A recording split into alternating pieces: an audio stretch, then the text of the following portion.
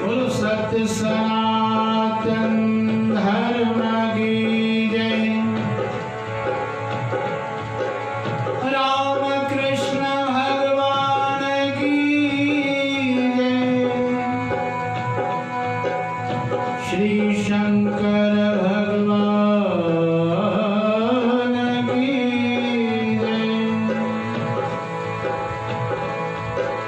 बोलो गुरु नानक देव की जय। श्री गुरु ग्रंथ साहिब की जय। लक्ष्मी नारायण भगवान की जय। सद्गुरु स्वामी टेऊराम महाराज की जय। सद्गुरु स्वामी सर्वानंद महाराज की जय। सद्गुरु स्वामी शांति प्रकाश महाराज की जय। मर्यादा मूर्त सद्गुरु स्वामी हरदास राम महाराज की जय। गुरुदेव भगवान की जय। प्रेम प्रकाश मंडल की जय। श्री अमरापुर दरबार की जय।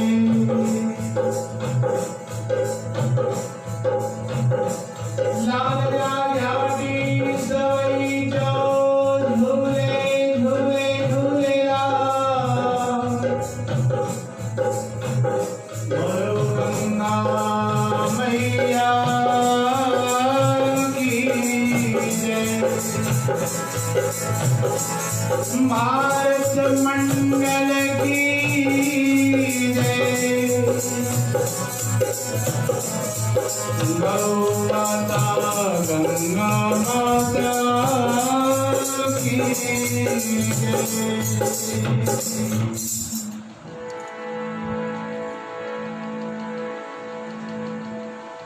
प्रेम से बोलिए सतनाम साखी। संत समागम सम नहीं, साधन को जग माहे। कहतेओ बिन हरि कृपा, सत्संग मिलता ना। देखो संतों ने सत्संग की बहुत बड़ी महिमा गाई। वेदों ने, शास्त्रों ने, सबने सत्संग की महिमा को बड़ा महत्व दिया गया। हमारे सद्गुरु स्वामी टेऊराम महाराज जी की अमृतमय वाणी है दोहों में। पार करत भव सिंधु से सत्संग परम जहाज। पार करत भव सिंधु से सत्संग परम जहाज। कहतेओ तामे चढ़ो, छोड़ जगत की लाज।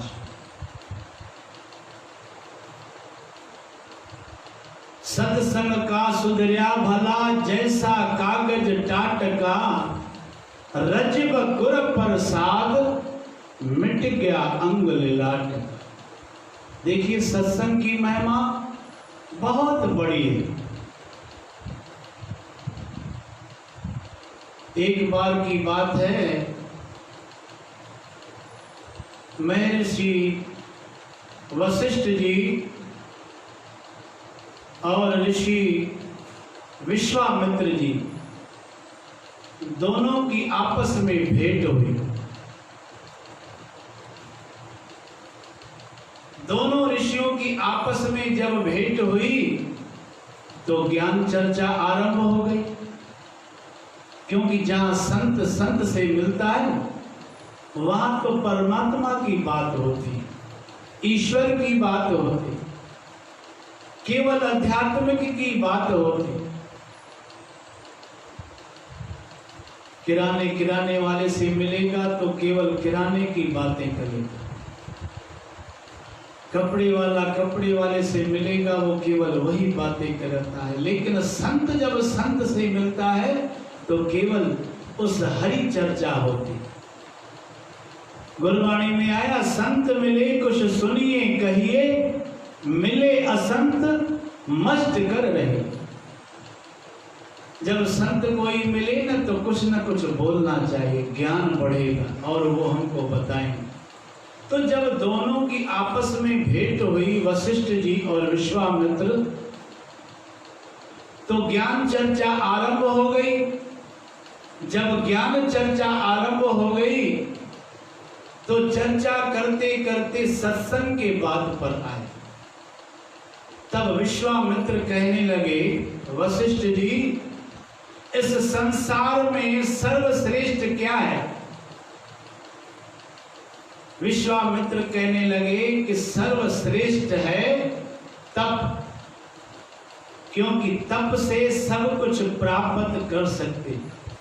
रिद्धियां सिद्धियां, कई वरदान, रावण ने तप किया, कितने वरदान उनको मिल गए, रिद्धियां सिद्धियां प्राप्त हुई। तप से सब कुछ प्राप्त कर सकते, इसलिए श्रेष्ठ जो है तप है।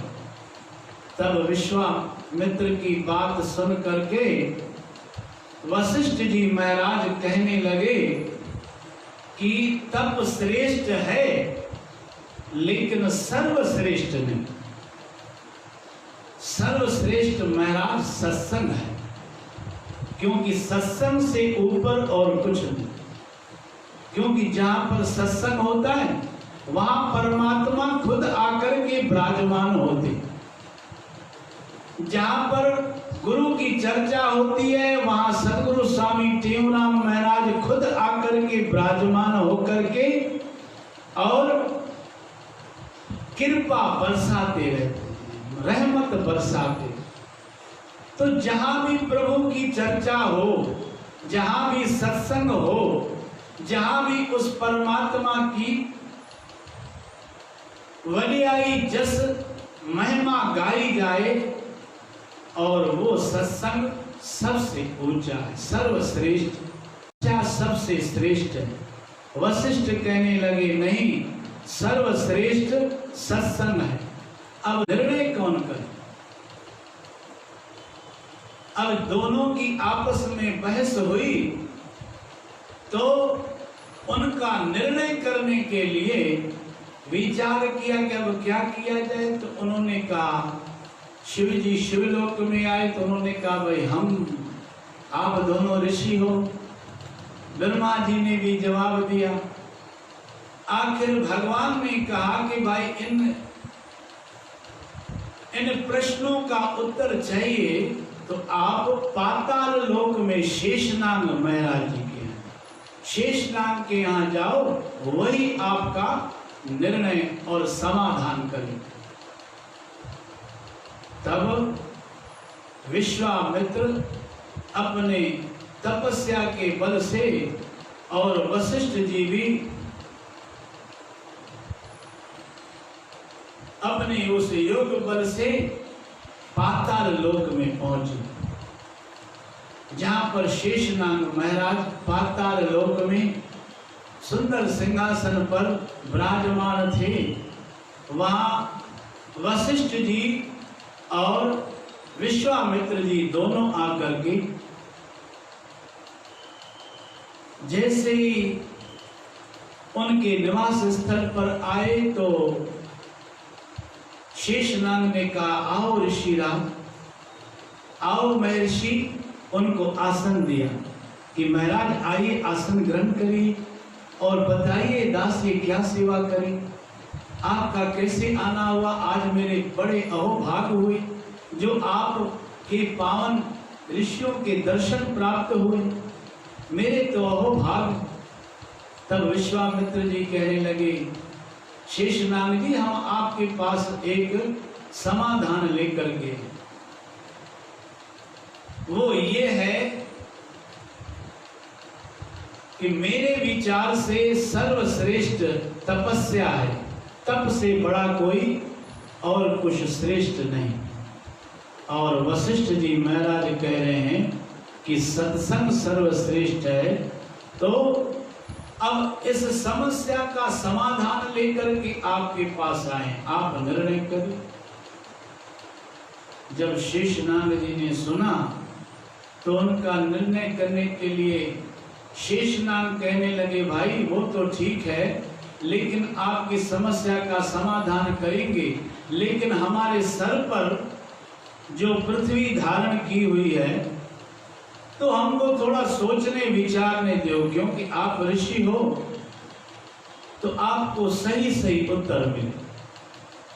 तो मेरा विचार ये है कि आप थोड़ी देर के लिए इस पृथ्वी को धारण करो, ताकि मैं आपको सोच के आपको इसका उत्तर दे सकूं।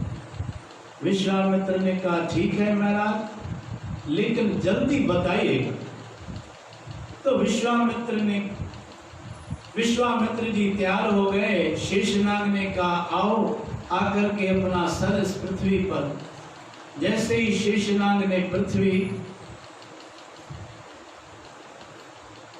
जो उनके शेषनाग पर धारण थी विश्वामित्र जी को कहा गया, तो विश्वामित्र जी तुरंत उस पृथ्वी के सर नीचे रख करके और कहा, शेषनाग कहने लगे, महाराज मैं अब छोड़ूं, थोड़ा हटूं, इसको आप धारण करेंगे? शेषनाग ने कहा, हाँ महाराज मैं धारण करता हूं। तब विश्वामित्र ने कहा, मैं इतने 1000 वर्ष तपस्या जो की है उसका जो फल है, तो ये पृथ्वी मेरे सर पर धारण हो जाए। जब ऐसी बात हुई और जैसे ही शेषनाग जी ने सर हटाया तो थर थर करके विश्वामित्र कहने लगे, महाराज ये तो भार बहुत है, ये हमसे संभल न पाएगा, ये आप ही संभाल। तब वशिष्ठ जी को कहा गया। अब वशिष्ठ जी आए। अब उन्होंने भी कहा कि मैंने आधी घड़ी सत्संग की, वो भी स्वप्न में की है। आधी घड़ी सत्संग की मैंने वो स्वप्न में की है, उसका कोई मातम हो तो प्रभु ये पृथ्वी मेरे सर पर धारण हो जाए। बस ऐसा ही कहते ही पृथ्वी उनके सर पर धारण हो गई। और तब विश्वामित्र जी कहने लगे, महाराज अब तो वशिष्ठ जी ने पृथ्वी धारण भी कर ली है, अब आप बताइए, आपने कहा था। तब शेषनाग कहने लगे, भाई इसका उत्तर तो आपको मिल गया, महाराज हम समझ नहीं पाए, बताइए कैसे। तब शेषनाग कहने लगे, भाई आपने 1000 वर्ष तपस्या का फल पृथ्वी को दिया कि मेरे सर पर धारण हो जाए, लेकिन धारण नहीं हो पाई।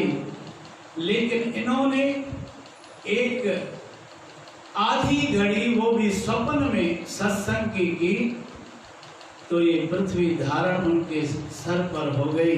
तो सर्वश्रेष्ठ तपस्या श्रेष्ठ है महाराज, ये मैं नहीं कहता, लेकिन सर्वश्रेष्ठ सत्संग है। तो सत्संग की महिमा वेदों ने भी गाई है। हमारे सदगुरु स्वामी टेमराम महाराज जी ने भी लिखा है, पार करत भव सिंधु से सत्संग परम जहाज, कहते तामे चढ़ो छोड़ जगत की लाज।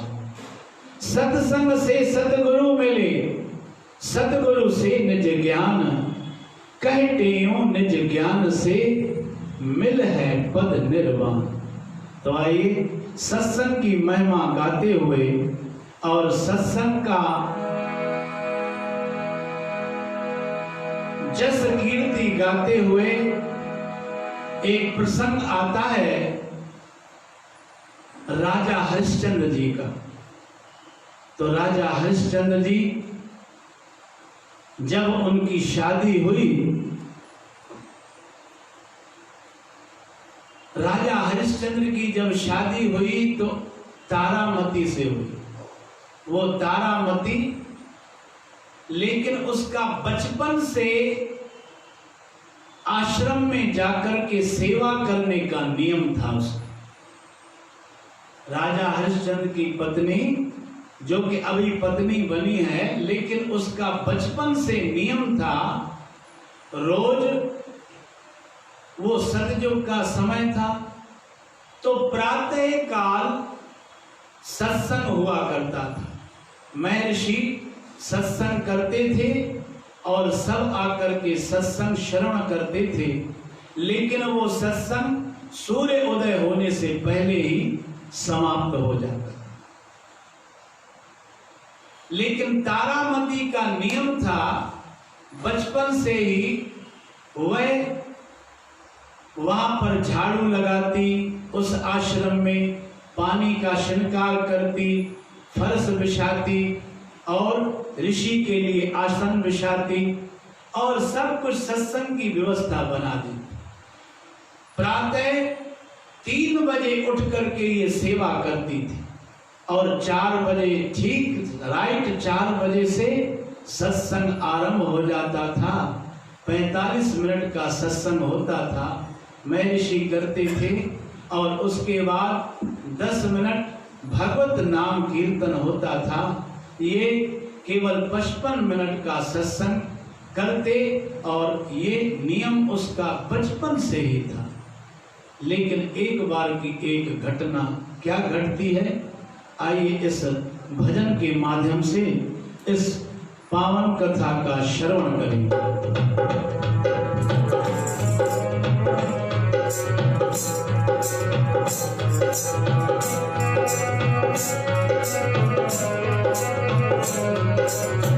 तारामती उठ प्रातः काल को, तारामती उठ प्रातः काल को, साध संगत में जाती थी, साध संगत में जाती थी।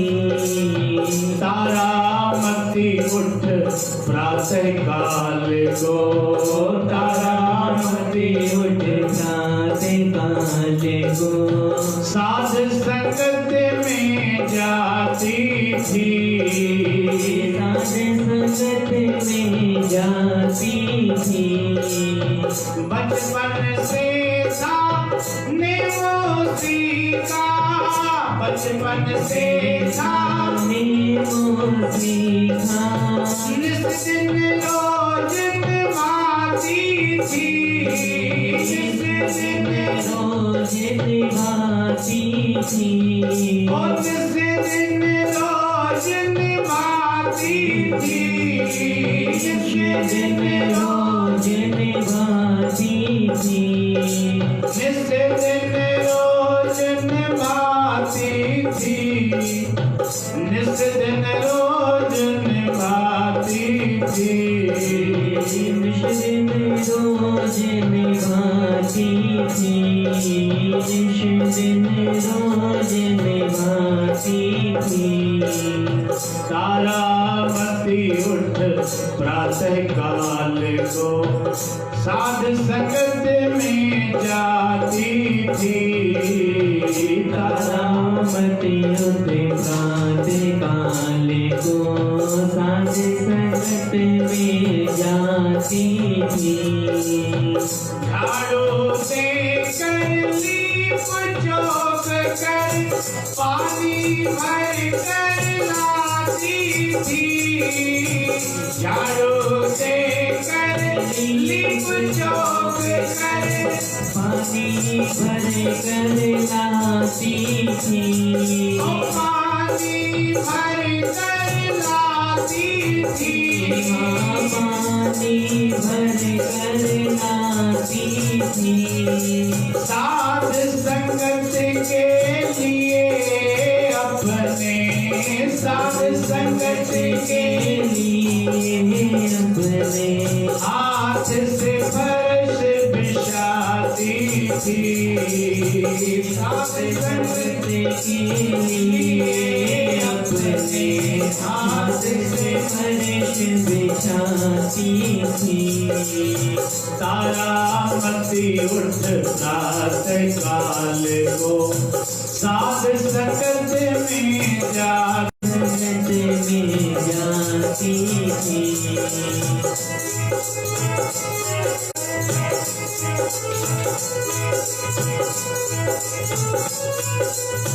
नित भरता के सोते सोते कथा श्रवण को आती थी। नित भरता के सोते सोते कथा श्रवण को आती थी। वो कथा श्रवण को आती थी। कथा श्रवण को आती थी। भूपति को ये भेद भजन का, भूपति को ये भेद भजन का, भूपति को ये भेद भजन का, भूपति को ये भेद भजन का, भूल न कभी बताती थी। भूपति को ये भेद भजन का, भूल न कभी बताती थी। तारामती उठ प्रातः काल को साध संगत में जाती थी। तारामती उठ प्रातः काल को साध संगत में जाती थी। बचपन से दाने मोती का नित दिन रोज निभाती थी। बचपन से दाने में उसी का नित दिन रोज निभाती थी। और जिस दिन में मुस्कुराती थी, जिस दिन में निभाती थी। तारामती उठ प्रातः काल को साध संगत में जाती थी। तारामती उठ प्रातः काल को साध संगत में जाती थी। तारामती उठ प्रातः काल को साध संगत में जाती थी। तारामती उठ प्रातः काल को साध संगत में जाती थी। सूर्य उदय से कथा वार्ता पहले बंद हो जाती थी। सूर्य उदय से पहले बंद हो जाती थी। ओ सूर्य उदय से कथा वार्ता पहले बंद हो जाती थी। पहले बंद हो जाती थी। रानी की ओ रानी भी नित प्रातः काल को, रानी भी नित प्रातः काल को छुप छुप आती जाती थी। रानी भी नित प्रातः काल को छुप छुप आती जाती थी। तारामती उठ प्रातः काल को साध संगत में जाती थी। तारामती उठ प्रातः काल को साध संगत में जाती थी। ओ तारामती उठ प्रातः काल को साध संगत में जाती थी।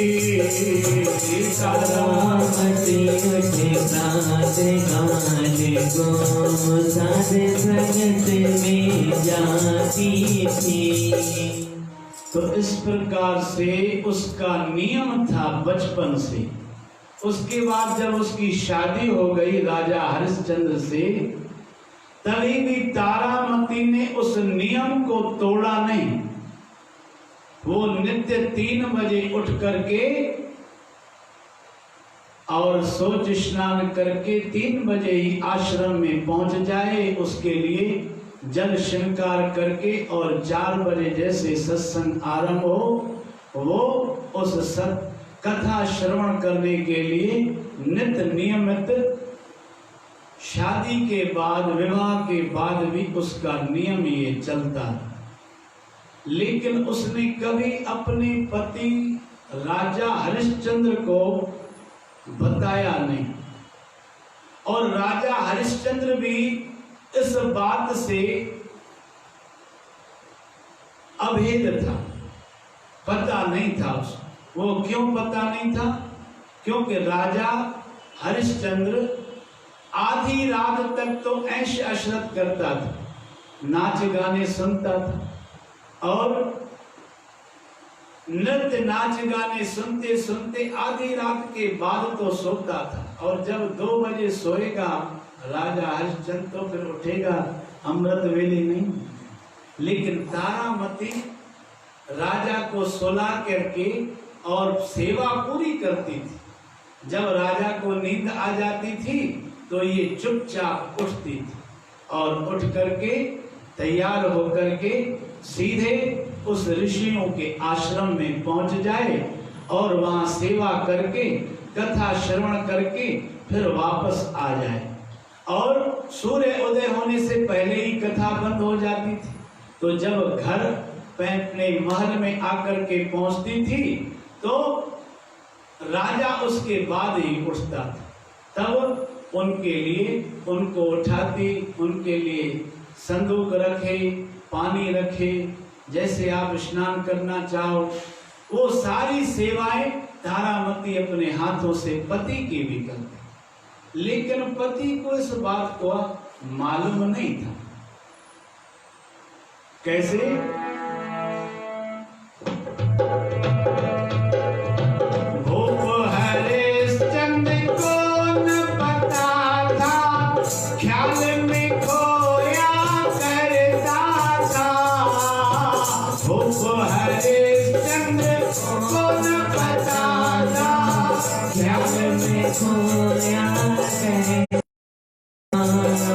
आधी रात तक ऐश अशरत करे, आधी रात तक ऐश अशरत करे, प्रातः को सोया करता था, प्रातः को सोया करता था।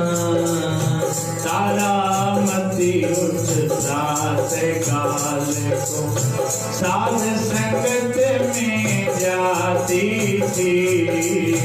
तारामती उठे प्रात काल को साध संगत में जाती थी। तारामती उठ प्रात काल को साध संगत में जाती थी। तारामती उठे प्रात काल को साध संगत में जाती थी।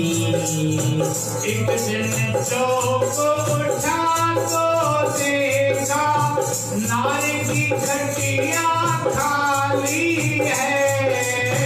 एक दिन चौक उठा तो देखा नारी की खटिया खाली है। वो नारी की खटिया खाली है। रानी की खटिया खाली है। दिल में सोचा शायद रानी, दिल में सोचा शायद रानी बाहर करत कुचाली है। दिल में सोचा बाहर करत कुचाली है। तारामती उठ प्रातः काल को साध संगत में जाती थी। तारामती उठ प्रातः काल को साध संगत में जाती थी। एक बार राजा को नींद नहीं आ रही थी। इत्तेफाक से सोने का बहाना करके सो गया, लेकिन राजा को नींद नहीं आई। और थोड़ी देर पश्चात जहां मुड़ करके देखा कि रानी तारामती है नहीं, ये तो हिस्सा पूरा खाली है, कहां गए? राजा ने इधर उधर देखा, पूरे महल में जांच की, देखा ये रानी कहां गई। देखा तो ये खटिया खाली, पलंग खाली, ये कहां चली? राजा पता लगाते लगाते गेट की पर पहरेदार के पास पहुंचे। राजा पूछने लगा, भाई तुमने रानी को देखा? उसने सर झुका करके लाठी हाथ में लिए कहने लगा, हाँ महाराज। कहाँ गई महाराज? वो तो ये यहां से महल से निकल जाती। अरे कब से निकल? रोज उसका ऐसा? पहरेदार ने बताया, जी हुजूर, रोज आधी रात को निकल जाती और सूर्य उदय होने से पहले ही 5:30 बजे के आसपास महल में आ जाती। मैं जाते हुए भी देखता हूं और इसको आते हुए भी देखता हूं, लेकिन मेरी आज तक हिम्मत नहीं हुई तो मैंने किसी से कहा नहीं। राजा ने मन में विचार किया कि ये आधी रात को मेरी पत्नी तारामती आधी रात को जा रही है, लगता है किसी से कोई कुचल, कोई संबंध है, क्या है? राजा के मन में शक पैदा हो गया। जब राजा के मन में शक पैदा हो गया तो पहरेदार से कहा कि कल ध्यान रखना, कल जब जाए तो मैं तुरंत ही पीछे आऊंगा और ये गेट खोले रहे। ये सब समझा करके, पूरा प्लान बना करके राजा रात्रि में ऐश अशरत, उसको कुछ अच्छा न लगे, कोई बात उसको मीठी लग नहीं रही थी, लेकिन फिर भी सोने का बहाना करके राजा सो गए। अब जब राजा सो गया तो तारामती ने देखा कि अब इनको नींद आ गई और जानबूझ करके राजा ऐसा सोया जैसे रानी समझे कि इसको नींद, लेकिन रानी तो अपने नियमानुसार उठ करके 2 बजे तैयार हुई और 3 बजे तैयार होकर के उस महल से बाहर निकली।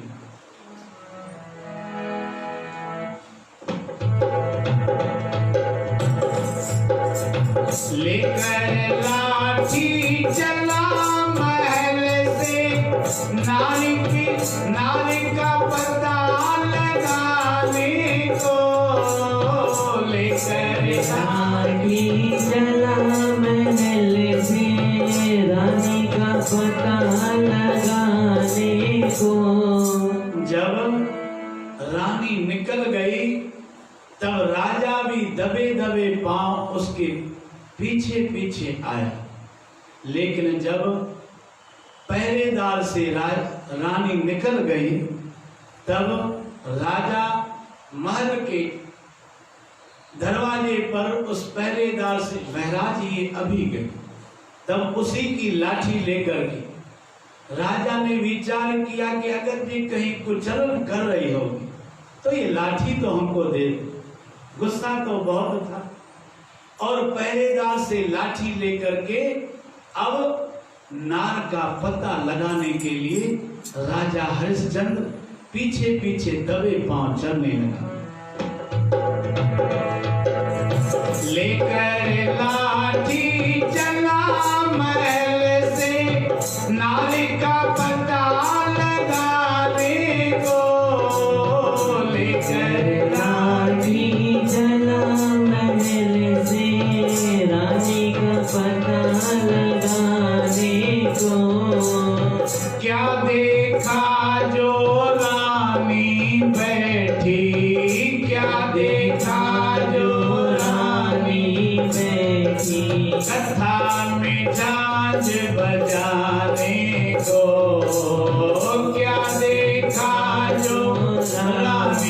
बैठी कथा में झांझ बजाने को।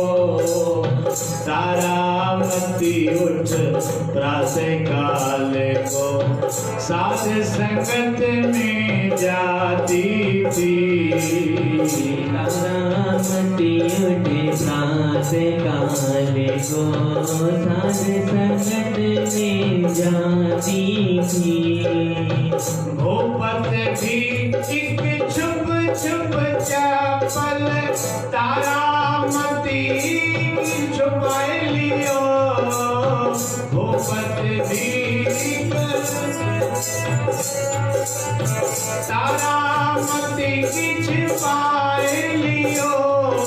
सोए गयो आप सेज पे, सोए गयो आप सेज पे।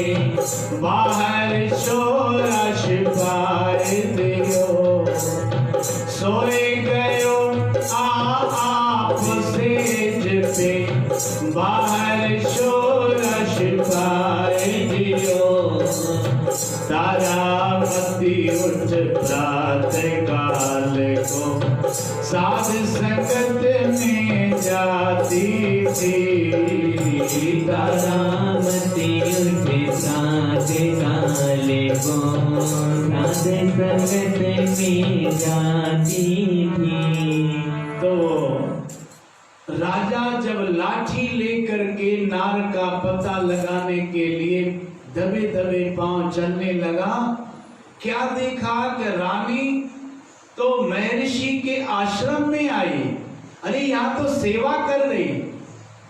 अरे राजा छुप छुप करके वृक्ष की आड़ में राजा छुप छुप करके देख रहा है। तो राजा क्या देखता है, वो रानी, अब सत्संग आरंभ हो गया, रानी कथा में झांझ बजाने और सत्संग में आनंद में मगन है। राजा ने विचार किया, रानी ये तो अच्छा काम कर रही, सत्संग में महर्षियों की सेवा कर रही, ये तो खैर ठीक है, लेकिन रानी ने कभी मुझको इसका भेद दिया नहीं, कभी बताया नहीं। ये तो उसने गलत किया, क्योंकि पति से कोई बात छुपानी नहीं चाहिए।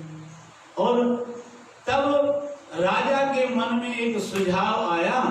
तो जहां पर रानी ने चप्पल बाहर उतार करके आश्रम में गई थी, तो वो चप्पल एक ठो राजा ने चुरा ली। राजा ने चप्पल उठा करके सीधे अपने महल में ले आया। महल में लेकर के एक पेटी में बंद कर दी, ताला लगा करके चाबी अपने पास रख करके उसके यहाँ एक लड़का बिठा दिया, भाई इसको तुम ताके रहना, इस पेटी को कोई खोले नहीं, ध्यान रखना। बस ये राजा कह करके सेजा पे आकर के सो गए। अब कभी इतना जगा नहीं सुबह, अब प्रातः काल अमृत वेले जगा था आज, तो राजा को नींद आने लगी और राजा आकर के सो गए। पीछे देखिए क्या होता है।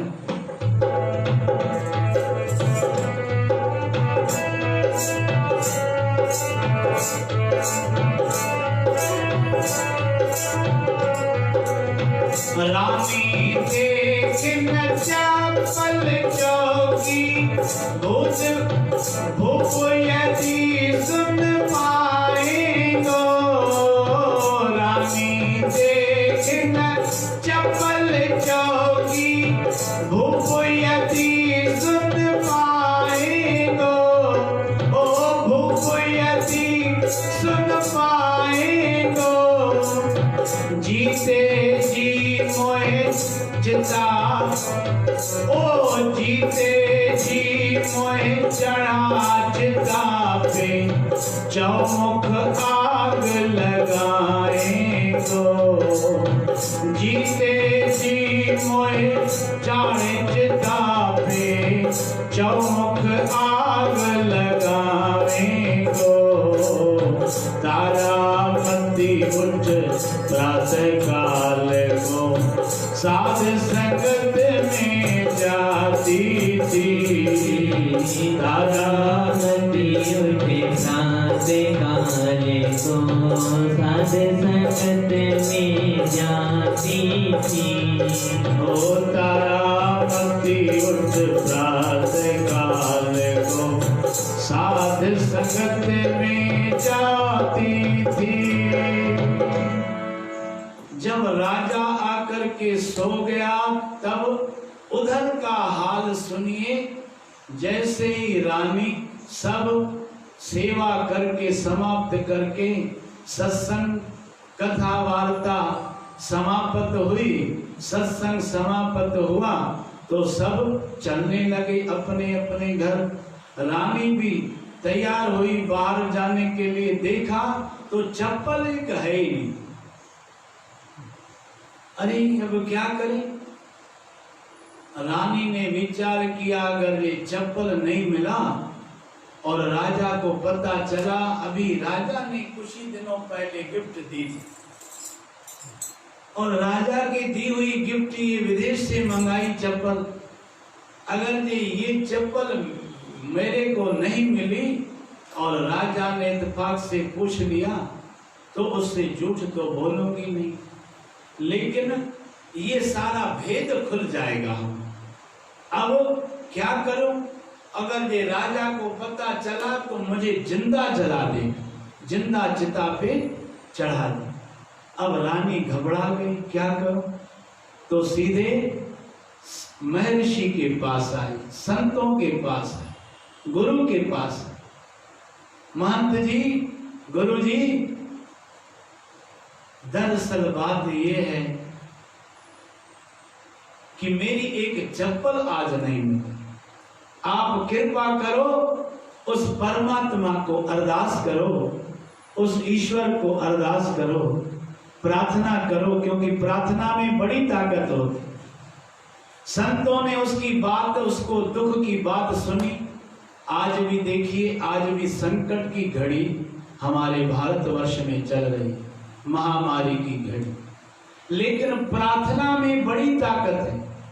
स्वामी सर्वानंद महाराज जी नित्य प्रार्थना करते थे और वो प्रार्थना भी हम जीवों सबको करनी चाहिए और वो प्रार्थना परमात्मा के दर कबूल पड़ती है। हमारे गुरु ग्रंथ साहब में वाणी आती है, बिरथी कदे न होए जन की अरदास, नानक जोर गोविंद का पूर्ण गुणदास। दिल से प्रार्थना करते हैं और परमात्मा के चरणों में जो नित्य प्रार्थना। तो रानी तारामती ने महर्षि से, महंत जी से प्रार्थना की, महंत जी अब हमारी चप्पल गायब हो गई है, अब आप भी कृपा करो, प्रार्थना करो। तो महंत जी ने कहा भाई सभी पलंग पाए। तो सबने वहां प्रार्थना की, जो जन आगुर शरण में बैठ करे अरदास, कहते सदा सकी पूर्ण करिए आस, दुख सर्वई दूरों लगे न जम की त्रास, कारज हो अनरास संशय कोई ना रहे। जैसे ही महापुरुषों ने, महंत जी ने अरदास करके सर निवा करके मत्था टेका, वैसा ही चप्पल बाहर आकर के पड़ा में। जब रानी ने चप्पल वो देखा, संत के चरणों में नमन किया और वो चप्पल पहन करके और सीधे अपनी महल की ओर बढ़ी। रानी देखना तब रानी ने कहा गुरु से, अब मेरी अरदास करो। तब रानी ने कहा गुरु से, अब मेरी अरदास करो। ओ अब मेरी अरदास करो।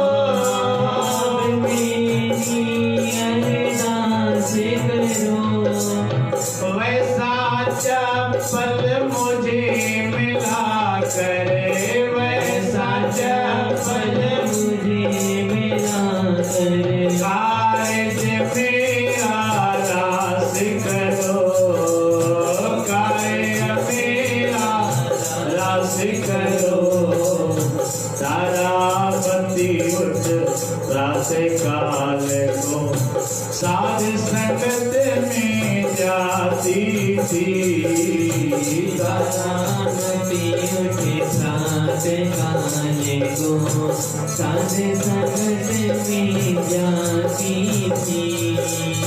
साध संगत और संतन मिलकर ठाकुर आगे खड़ा रहा।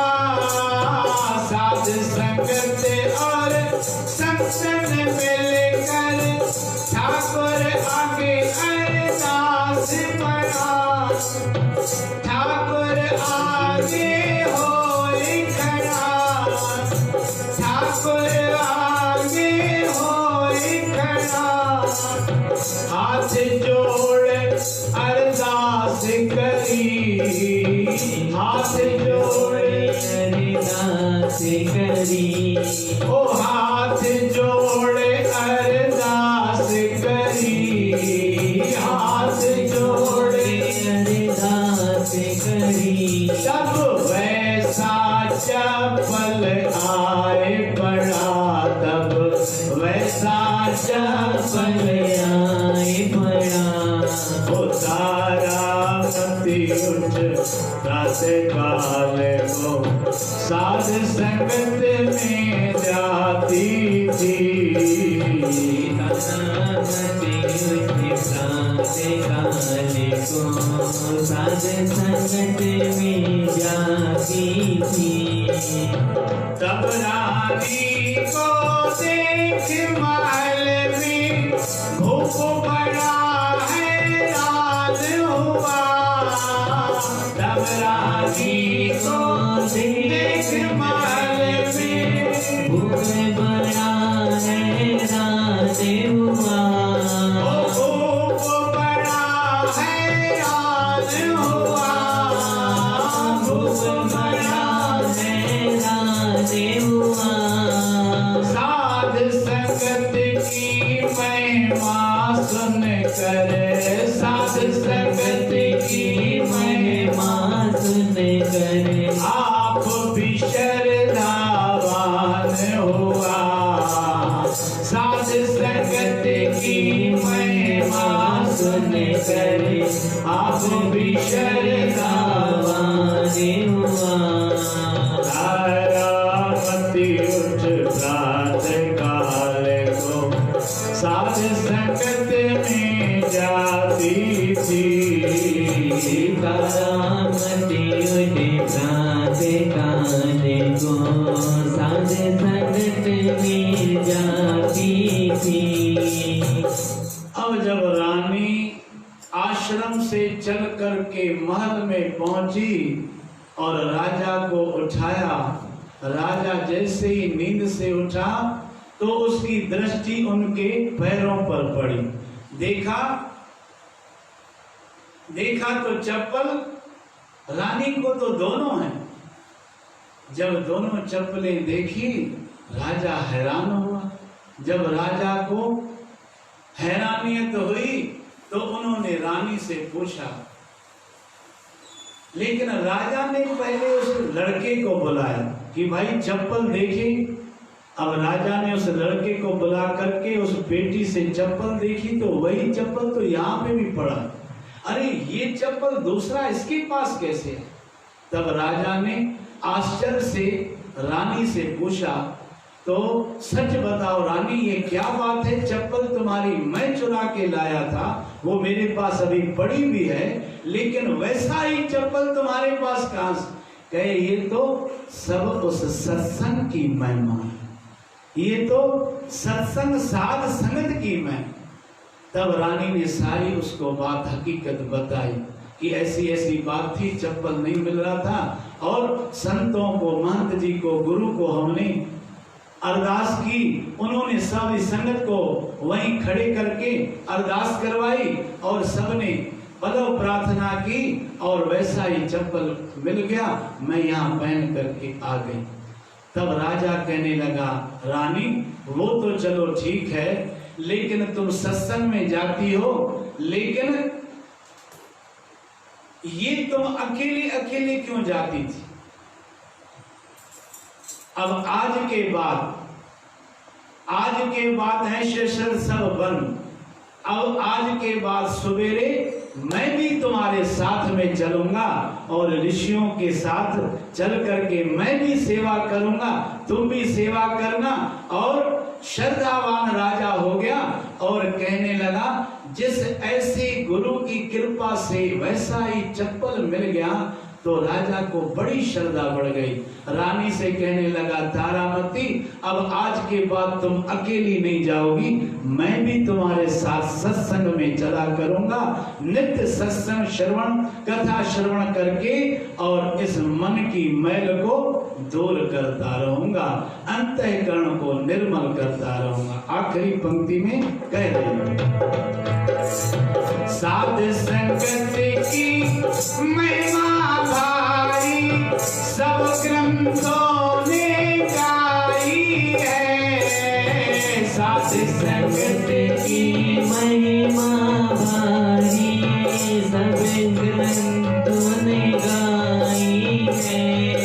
साध संगत की महिमा भारी सब ग्रंथों ने संगत की महिमा भारी सब ग्रंथों ने गाई है।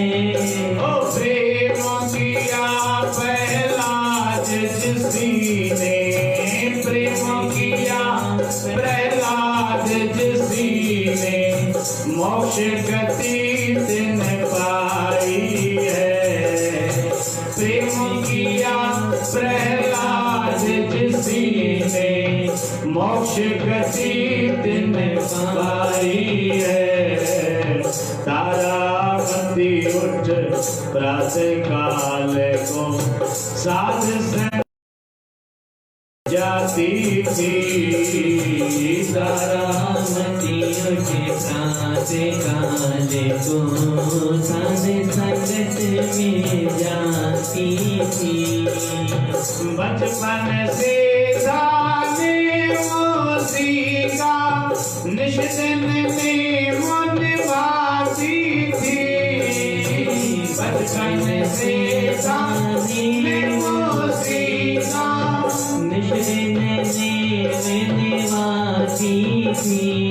ओ तारामती उठ प्रातः काल को साध संगत में जाती थी। तारामती उठ प्रातः काल को साध संगत में जाती थी। ओ तारामती उठ प्रातः काल को साध संगत में जाती थी। प्रेम से बोलिए सतनाम साखी। श्री गुरु महाराज जी का आज का अमृत वचन, आज का अमृत वचन है दूसरों के दुख में दुखी मत हो, सेवा और पुरुषार्थ करो। दूसरों के दुख में दुखी मत हो, सेवा और पुरुषार्थ करो। बोल गुरुदेव भगवान की।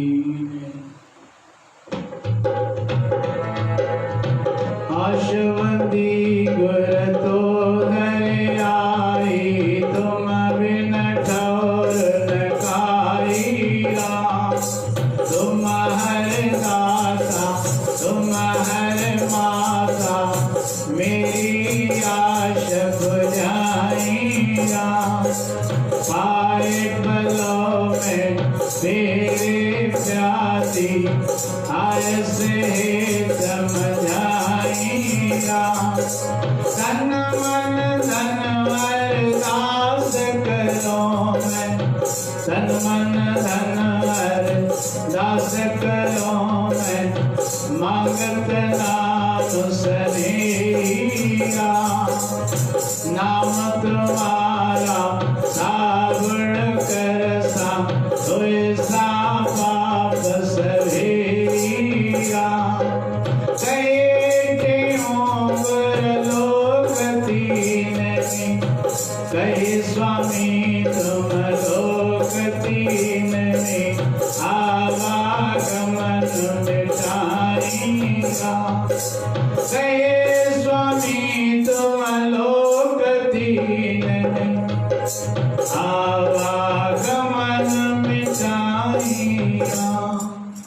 जो जन आगुर शरण में बैठ करे अरदास, कहते मुत दास की पूरन करिए आस। दुख सर्वई दूर हो लगे न जम की त्रास, कार्य हो अनरास संशय कोई ना रहे।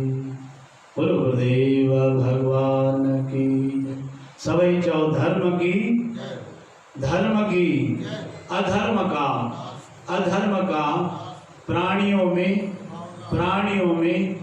प्रेम का विश्व का हर हर